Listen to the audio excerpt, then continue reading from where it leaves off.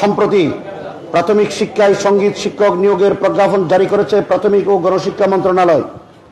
পক্ষান্তরে অনেক বছর ধরে এদেশের আলেম ওলামা ও সচেতন ধর্মপ্রাণ অভিভাবকরা প্রাথমিকে ধর্মীয় শিক্ষক নিয়োগের দাবি জানিয়ে এলেও তা উপেক্ষা করা হয়েছে।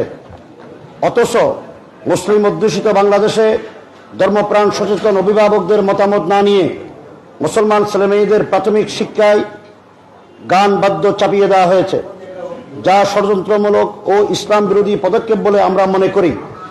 কারণ আমাদের জানা মতে পতিত ফ্যাসিস্ট হাসিনার আমলে কথিত জঙ্গিবাদ ঠেকানোর দোহাই দিয়ে ছেলেমেয়েদের প্রগতিশীল ও ধর্মবিমুখ করার উদ্দেশ্যে একদল ইসলাম বিদ্বেষী উগ্র সেকুলারের সঙ্গে মিলে শিক্ষা ব্যবস্থায় গান বাদ্য ঢুকানোর কৌশল নেওয়া হয়। বাস্তবায়ন করার চেষ্টার অংশ হিসেবে সঙ্গীত শিক্ষক নিয়োগের বিধিমালা সংক্রান্ত গেজেট জারি করা হয়েছে। হেফাজুল ইসলাম সহ বিভিন্ন ইসলামী দল ইতিমধ্যে এই বিষয়ে প্রতিবাদ, বিক্ষোভ ও দাবি জানিয়েছে। এতৎসত্ত্বেও প্রাথমিক ও গণশিক্ষা মন্ত্রণালয়ের বর্তমান উপদেষ্টা ডাক্তার বিধান রঞ্জন রায় কোনো ব্যবস্থা নেওয়া দূরের কথা, কোনো জবাবও তিনি দেননি। ইসলামে মৌলিকভাবে বাদ্যযন্ত্র ব্যবহার নিষিদ্ধ।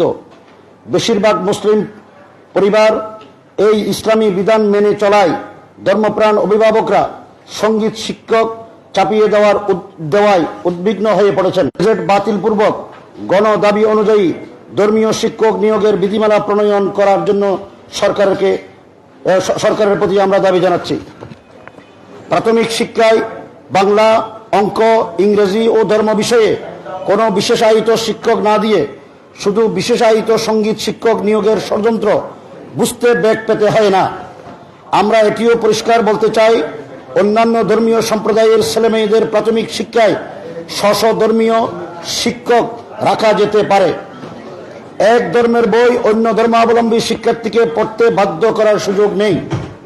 প্রাথমিক ও গণশিক্ষা মন্ত্রণালয়ের উপদেষ্টা ডাক্তার বিধান রঞ্জন রায় সঙ্গীত শিক্ষকের বিধিমালা বাতিল করে ধর্মীয় শিক্ষক নিয়োগের বিধিমালা না করলে তিনি ইসলাম বিরোধী ষড়যন্ত্রকারীদের দোসর ও গণশত্রু হিসেবে চিহ্নিত হবেন।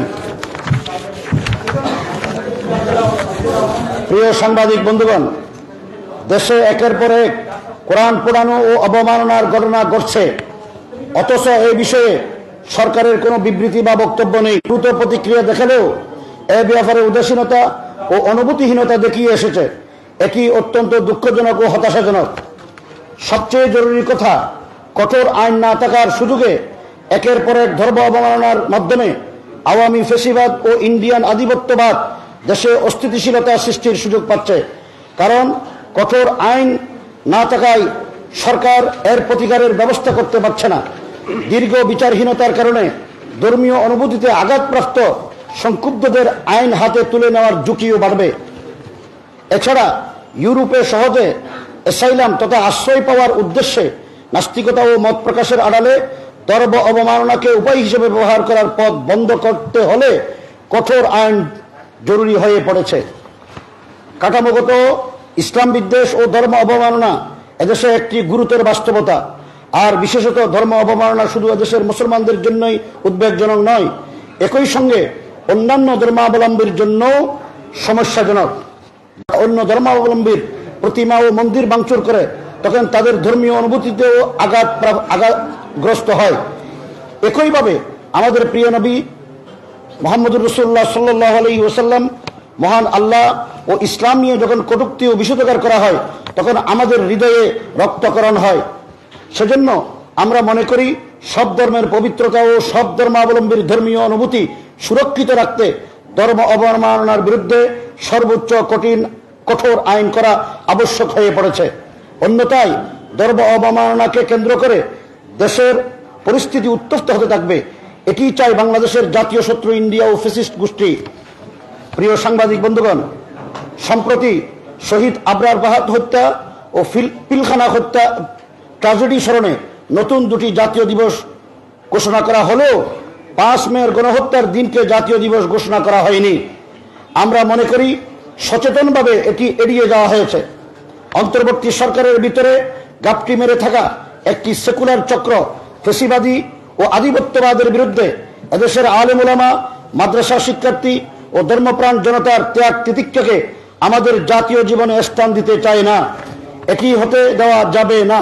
সরকারকে অবিলম্বে 5 মে 2013 সালের গণহত্যার দিনটিকে শাপলা চত্বর গণহত্যা দিবস হিসেবে ঘোষণা দিতে হবে। জুলাই সনদেও 13 সালের 5 মে শাপলা গণহত্যাকাণ্ড ও 21 সালের মোদী বিরোধী আন্দোলনে হত্যাকাণ্ডের উল্লেখ থাকতে হবে। তা না হলে আমাদেরকে বঞ্চিত করা হয়েছে বলে আমরা ধরে নেব এবং বঞ্চনার বিরুদ্ধে আমরা রুখে দাঁড়াবো ইনশাআল্লাহ। আমাদের দাবিসমূহ: 1. অনতিবিলম্বে সঙ্গীত শিক্ষক নিয়োগের বিধিমালা বাতিল করে সকল প্রাথমিক শিক্ষা প্রতিষ্ঠানে ধর্মীয় শিক্ষক নিয়োগের বিধিমালা জারি করতে হবে। 2. কোরআন অবমাননার দৃষ্টান্তমূলক বিচার নিশ্চিত করতে হবে। এছাড়া দীর্ঘ বিচারহীনতা প্রসূত আইন নিজের হাতে তুলে নেওয়া ঠেকাতে মুসলিম, হিন্দু, বৌদ্ধ, খ্রিস্টান সহ সব ধর্মাবলম্বীর ধর্মীয় অনুভূতির সুরক্ষায় ধর্ম অবমাননার বিরুদ্ধে সর্বোচ্চ কঠিন আইন করতে হবে। 3. রাষ্ট্রীয়ভাবে 5 মে তারিখে শাপলা গণহত্যা দিবস ঘোষণা করতে হবে। হেফাজুল ইসলামের পক্ষ থেকে আমরা এই দাবিগুলো বাংলাদেশের অন্তর্বর্তীকালীন সরকারের কাছে আমরা পেশ করেছি। আমাদের মহাসচিব হযরত আল্লামা শেখ সাজিদুর রহমান দামাত বরকাতুহুমের পক্ষ থেকে আমি আজিজুল হক ইসলামাবাদী আপনাদের সামনে এই বক্তব্য পাঠ করলাম।